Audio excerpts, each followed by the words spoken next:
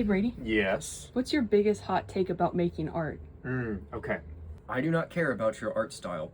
Honing your technical skills with drawing is going to make you a better artist. One of the most common things that I hear from fellow artists is like, oh, I don't need to practice my anatomy.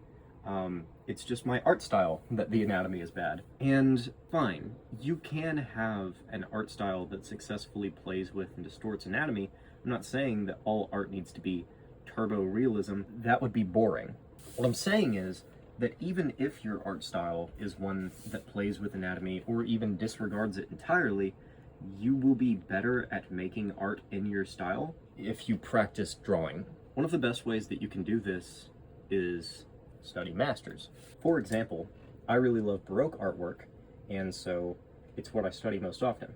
This is David with the Head of Goliath by Caravaggio.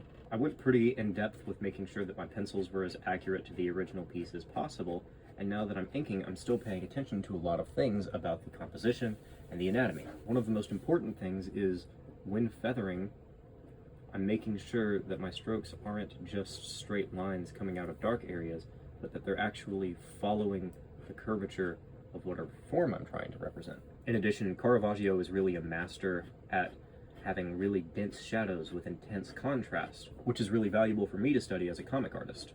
Plus, stuff like this is just a lot of fun to work on. Another thing that's fun about doing stuff like this is that I'm doing it in my own medium, I'm still using pen, brush, and ink on Bristol, and so I'm simultaneously taking an opportunity to get a little bit of practice in with drawing people and whatnot, but I'm also getting practice with my own media. I'm practicing my brush work, I'm practicing my pen work, and I'm practicing my pencil work most of all.